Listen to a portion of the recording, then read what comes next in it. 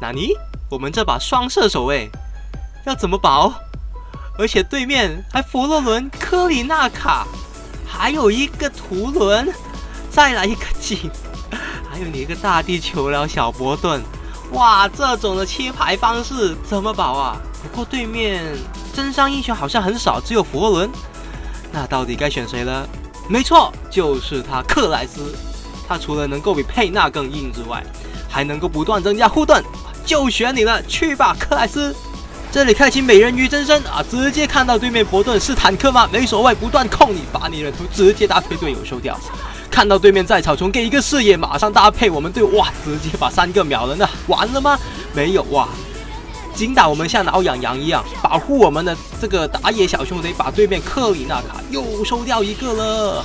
这里看到对面图人直接开大进塔，不断的扛塔，他开启自己的凝霜之痕有用吗？没有用。我们不断的扛塔，像挠痒一样塔打我们，搭配我们队友把他收掉。那我们海雅小兄弟这时候很残血，我们呢，科里纳凯赶过来，直接一个护盾，完美逃脱。那我教大家呢不用学费，可是呢，请在下方现在点个赞哦，大家，你的小小的点赞对我来说是最大的支持，对，就是你哦，小兄弟。本节目没有人赞助播出。Hello everyone， 我是 Matt Team 的窝，这次带来的是克莱斯的实战解说。那如果还没订阅窝频道的话呢，请先订阅，要不然的话就失去一个叫你上 S 的方法。那如果呢你是玩过辅助或者玩过克莱斯的话呢，请在下方点赞。那如果是喜欢玩其他英雄、其他路，也可以在下方留言啊，告诉窝你喜欢玩什么路、什么英雄。那窝的话呢，也会尽量出那个英雄的实战解说来给你看。那这一把呢，为什么拿到这个克莱斯呢？是因为对面很多很痛的顺伤角，可是对面呢打真伤真的是，如果没有什么打真伤的英雄呢，真的选一个克莱斯，对面要切你是超麻烦的。这里一等的时候呢，在这个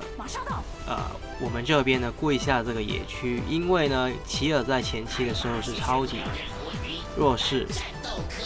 也是蛮怕。如果对面虽然甲虫前期也不是很强，可是还是有机会入野的话，有点麻烦啊。对于我们的打野来说，让他上4等是很重要的一件事情。有一只小兵，我们可以跟着去，然后呢，直接搭配队友把对面的图伦收掉，然后我们呢再进塔扛下这个伤害，不要让呢这个塔呢继续打到我们的队友，再把对面的这个佛罗伦的人头收掉。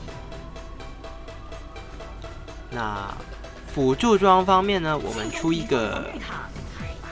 蓝宝石，然后呢再出这个海神文章。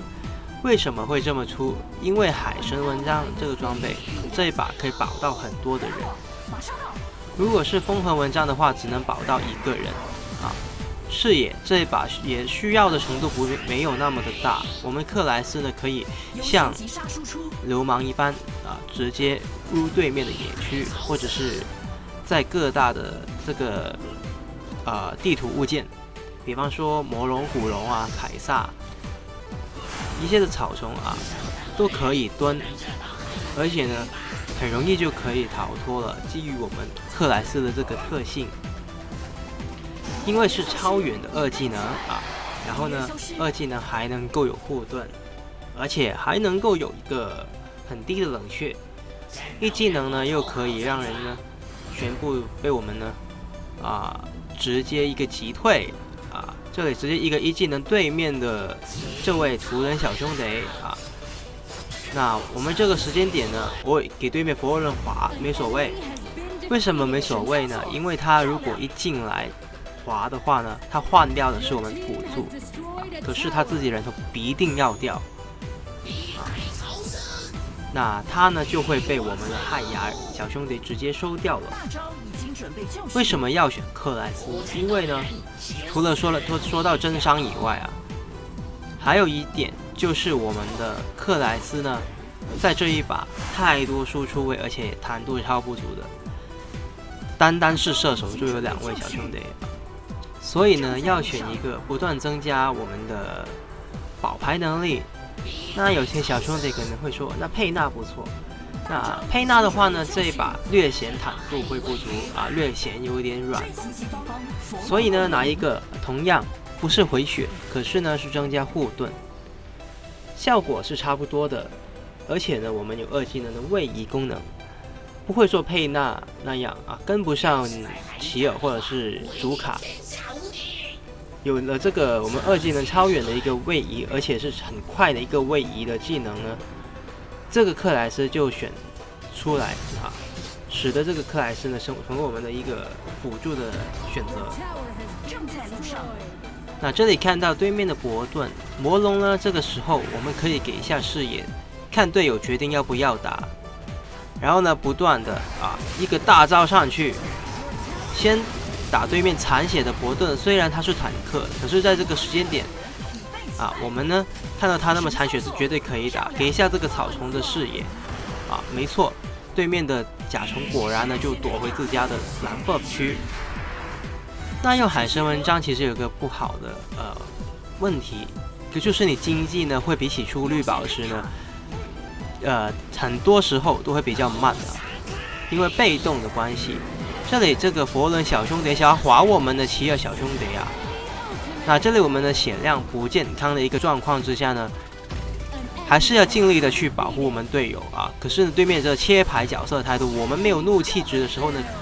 其实呢克莱斯这个英雄要怎么看他能不能打呢？就是队友该不该进场，就是看他的大招还在不在。他大招还不在的时候呢，就不要轻易的发起这波团战。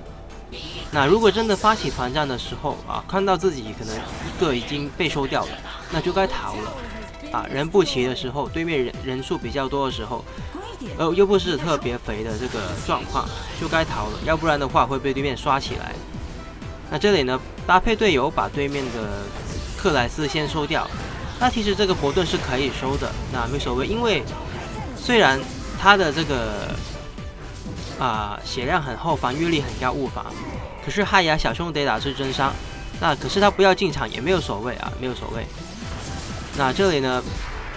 这个勇的小兄弟的走位太过近了，不能够绕那边，因为绕那边小路的话呢，距离自家的防御塔的距离呢还是蛮远的那应该呢就直接往后退，那就能够成功逃脱了。不过没所谓这里搭配队友直接把对面3颗人直接收掉。然后呢希尔小兄弟直接开启大招我们又搭配队友把对面佛罗伦收掉。所以很多时候呢，小兄弟们进场一定要跟着进嘛，就是队友进场一定要跟着进嘛，其实不一定，真的要自己去分析，到底那个进场有没有意义呢？能不能做到一些的击杀，或者是能够很好的换掉对面的这个血量呢？那如果意义不太大的话，那个进场你真的可以自己去分析要不要这么去做。那要不然的话呢，很多的，尤其是克莱斯，如果无端的进场又开启大招的话呢，对克莱斯来说，他怒气值又要很久才可以去累积了。所以开启大招的这个时间点呢，必须要慎选。刚刚我们直接把对面的中路外塔呢直接拆掉，然后不断的增加自己的护盾看到主卡残血就帮他加护盾，把对面3个英雄直接收掉。这个时间点呢，我们的战绩来到了双杀，然后呢只有1死，然后14个助攻这个参团率是很高的。所以呢，玩到像我们克莱斯拥有位移的一些辅助呢，尽量的不要赖线。如果赖线的话呢，就那个意义、那个效益也没有那么大。反倒的是应该不断的去参团，尤其是呢这一波的